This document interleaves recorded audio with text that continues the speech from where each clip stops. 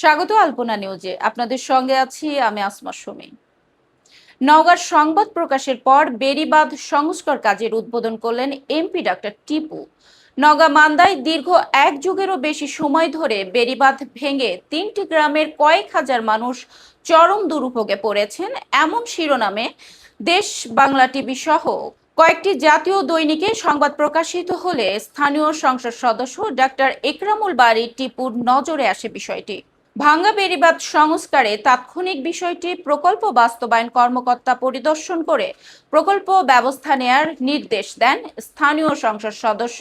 পরিদর্শন শেষে এক সপ্তাহের মধ্যেই বেড়িবাঁধ সংস্কার প্রকল্প বাস্তবায়নের উদ্বোধন করেন স্থানীয় সংসদ সদস্য ডাক্তার একরামুল বারী টিপু।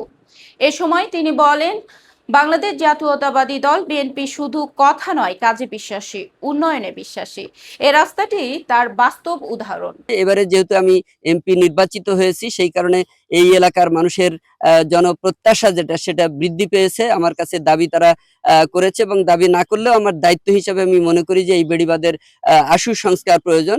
সেই হিসাবেই আমরা এটা সমন্বিতভাবে উদ্যোগ গ্রহণ করেছি, যাতে করে আমরা এই বর্ষা মৌসুমের আগেই এই ভাঙ্গা সহ আরো সামনে গিয়ে যতটুকু ভাঙ্গা রয়েছে সেটা সম্পূর্ণ মেরামত করতে পারি, সেই উদ্যোগ গ্রহণ করেছি। আপনাদের সকলের কাছে দোয়া সহযোগিতা কামনা করছি।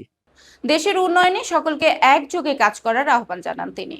উদ্বোধন অনুষ্ঠানে উপস্থিত ছিলেন উপজেলা নির্বাহী কর্মকর্তা আক্তার জাহান সাথী, প্রকল্প বাস্তবায়ন কর্মকর্তা ইঞ্জিনিয়ার আরিফুল ইসলাম, উপজেলা বিএনপির সিনিয়র সহসভাপতি মোখলেসুর রহমান, বিষ্ণুপুর ইউনিয়ন পরিষদের চেয়ারম্যান এস.এম. গোলাম আজম, প্রাসাদপুর ইউনিয়নের চেয়ারম্যান অধ্যক্ষ আব্দুল মতিন মণ্ডল, কুসুম্বা ইউনিয়ন পরিষদের চেয়ারম্যান নওফেল আলী মণ্ডল, ৯ নম্বর তেঁতুলিয়া ইউনিয়ন পরিষদের চেয়ারম্যান মোখলেসুর রহমান, কামরুল সহ স্থানীয় রাজনৈতিক নেতৃবৃন্দ, গণ্যমান্য ব্যক্তিবর্গ, গণমাধ্যম কর্মী ও এলাকাবাসী।